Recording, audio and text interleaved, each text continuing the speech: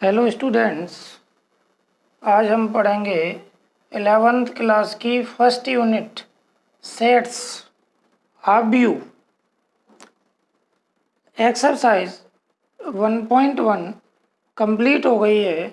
इसके बाद एक्सरसाइज 1.2 की थ्योरी पढ़ेंगे। तो सबसे पहले समुच्चय के कुछ प्रकार होते हैं, टाइप्स ऑफ सेट्स है। तो समुच्चय के प्रकार में सबसे पहले पढ़ेंगे रिक्त समुच्चय, एम्प्टी सेट।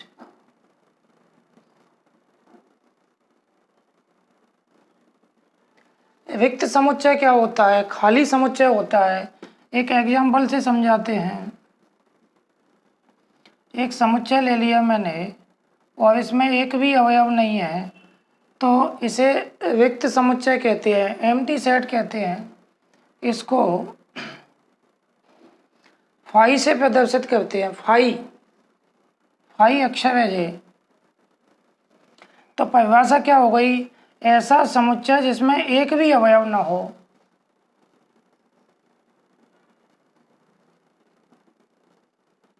ऐसा समुच्चय जिसमें कोई अवयव न हो,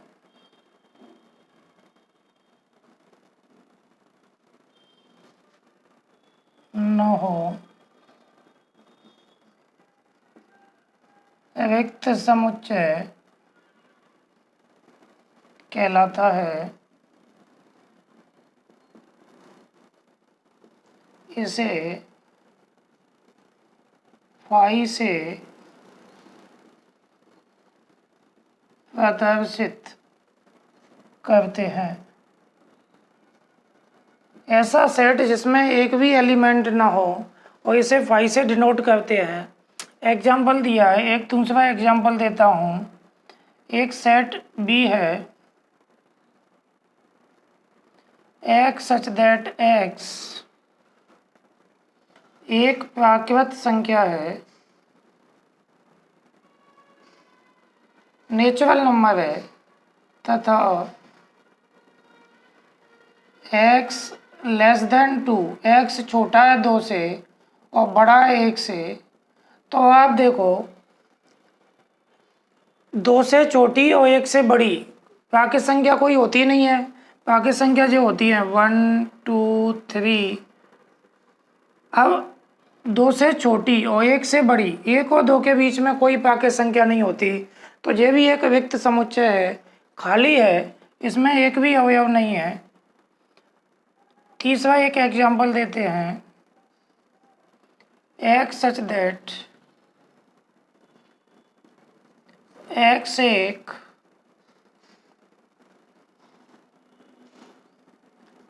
प्राकृत संख्या है तथा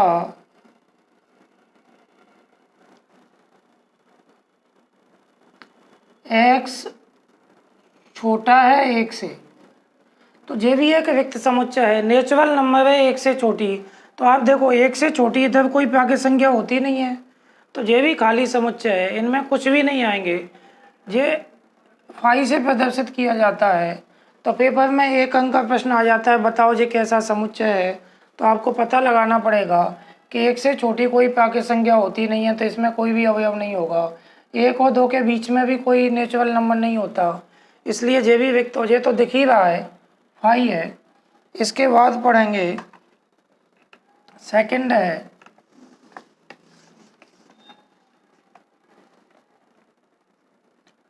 परिमित समुच्चय।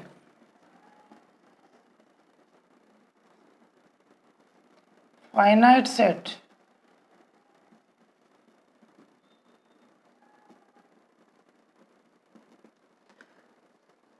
परिमित समुच्चय क्या होता है? ऐसा समुच्चय जिसमें अवयवों की संख्या निश्चित हो। एक एग्जाम्पल देता हूं मैं। एक समुच्चय ये लिख लिया मैंने, 1 2 3 4 5। ये परिमित समुच्चय है, फाइनाइट सेट है, क्योंकि इसमें अवयवों की संख्या निश्चित है। 1 से 5 तक 5 अवयव हैं। तो ऐसा समुच्चय जिसमें अवयवों की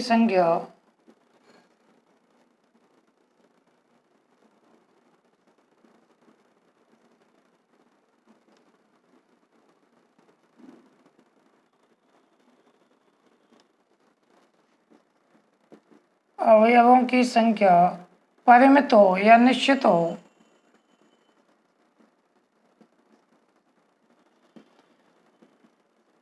परिमित समुच्चय कहलाता है। दूसरा एक एग्जाम्पल दें, एक सेट बी ले लिया, एक्स सच दैट एक्स एक स्वर है, स्वर मीन्स वॉवल, तथा यह इतना ही लिखा है, एक्स एक स्वर है तो ये भी परिमित समुच्चय है, क्योंकि स्वर होते हैं ए ई आई ओ यू, 5 वॉवल्स होते हैं, तो इसके अंदर 5 आएंगे, अवयवों की संख्या निश्चित आएगी, तो ये भी एक परिमित समुच्चय है। तो जिस समुच्चय में निश्चित अवयव होते हैं उसे परिमित समुच्चय कहा जाता है। इसके बाद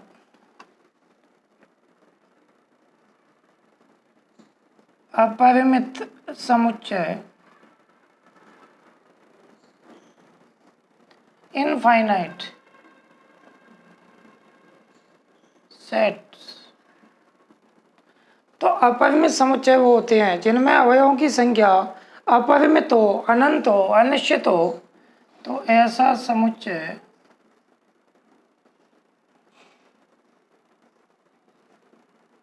जिसमें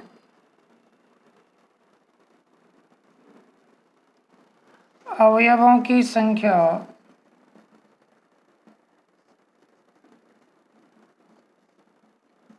अपरिमित हो,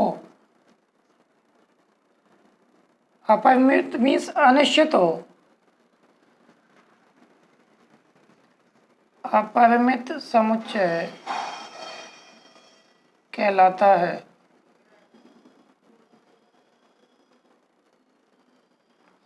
एग्जाम्पल से समझाते हैं, एक सेट ए ले लिया, 1 2 3 4 5 डॉट डॉट डॉट डॉट, तो ये अपरिमित समुच्चय है क्योंकि अवयवों की संख्या निश्चित नहीं है, 5 से आगे पता नहीं कितने अवयव हैं इसमें, तो अवयवों की संख्या अनंत है, अपरिमित है, तो ये अपरिमित समुच्चय कहलाएगा। एक दूसरा एग्जाम्पल दे देते हैं, एक्स सच दैट एक्स एक पूर्णांक है, इंटीजर है। तो देखो पूर्णांक क्या होते हैं, 0 1 2 3 डॉट डॉट, इधर प्लस अनंत तक चलते हैं, इधर -1 -2 -3 डॉट डॉट माइनस अनंत तक चलते हैं, तो दोनों साइड अनंत तक चलते हैं। तो पूर्णांकों का जो समुच्चय है वो भी अपरिमित समुच्चय है। प्राकृत संख्याओं का समुच्चय यदि कहा जाए वो भी अपरिमित समुच्चय है। तो ये अपरिमित समुच्चय के उदाहरण हैं। इसके बाद है एकल समुच्चय,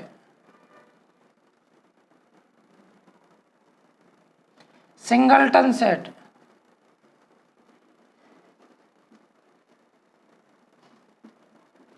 एकल समुच्चय, सिंगलटन सेट क्या होता है, ऐसा समुच्चय जिसमें केवल एक अवयव हो, ऐसा समुच्चय जिसमें केवल एक अवयव हो,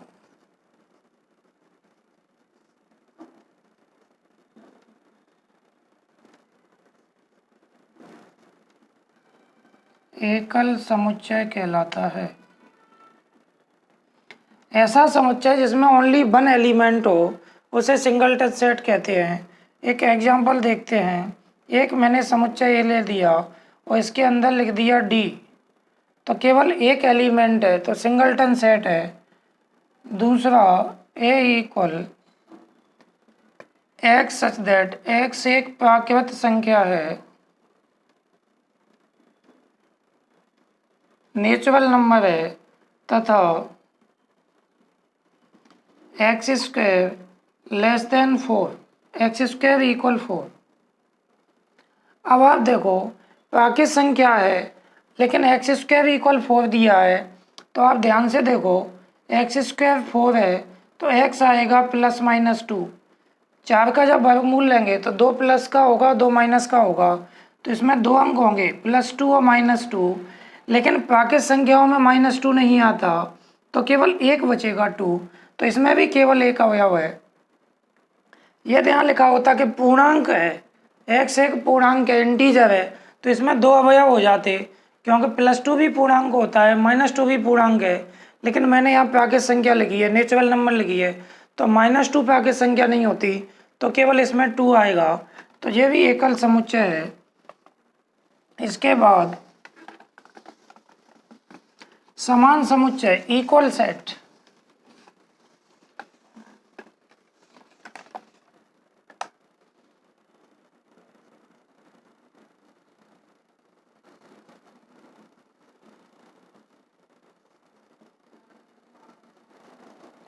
इक्वल सेट्स, समान समुच्चय क्या होते हैं, पहले एक एग्जांपल से समझाते हैं। मैंने एक समुच्चय ले लिया 1 2 3 4 और एक दूसरा समुच्चय ले लिया 4 3 2 1। अब आप देखो समुच्चय ए में जितने अवयव हैं या समुच्चय ए में जो अवयव हैं वही अवयव समुच्चय बी में, केवल क्रम बदल गया है। क्रम बदलने से कोई अंतर नहीं होता। तो ए में अवयव 4 हैं, बी में भी अवयव 4 हैं।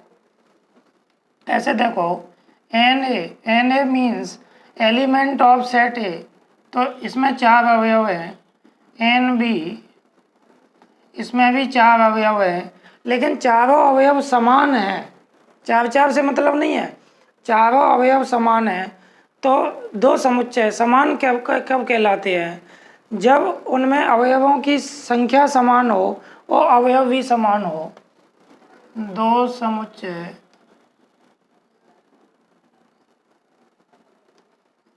समान कहलाते हैं यदि नंबर 1 उनमें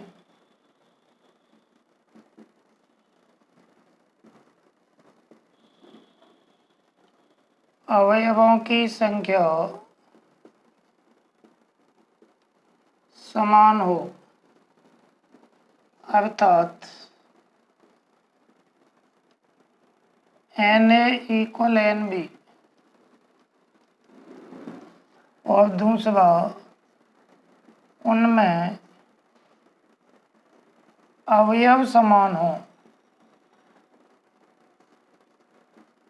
देखो ऐसा हो सकता है 1 2 3 4 आ जाए और एक समुच्चय बी आ गया ए बी सी डी, तो अवयव दोनों में 4 है, एन ए में भी 4 है, एन बी में भी एलिमेंट 4 है, अवयवों की संख्या समान है, लेकिन दूसरा सेटिस्फाई नहीं हो रहा, अवयव समान नहीं है, इसमें अवयव अलग हैं, इसमें अवयव अलग हैं। तो अवयवों की संख्या भी समान होना चाहिए और अवयव भी समान होना चाहिए, तब वो समान समुच्चय कहलाएंगे। तो ए और बी दो समुच्चय हैं, यहाँ ए इक्वल बी, दोनों समान हैं। इसके बाद आता है समतुल्य समुच्चय, इक्विवेलेंट सेट्स। समतुल्य समुच्चय क्या होते हैं, पहले एग्जांपल से समझाते हैं। एक समुच्चय ए है 1 2 3 4, एक सेट बी है ए बी सी डी। अब ए में कितने अवयव हैं, एन ए है 4 और बी में भी 4 अवयव हैं। तो यदि दो समुच्चय ऐसे हैं जिनमें अवयवों की संख्या समान है, नंबर ऑफ एलिमेंट इक्वल हैं, तो उनको समतुल्य समुच्चय कहेंगे। अवयवों की संख्या समान होना चाहिए, चाहे अवयव समान हो या नहीं हो। तो दो समुच्चय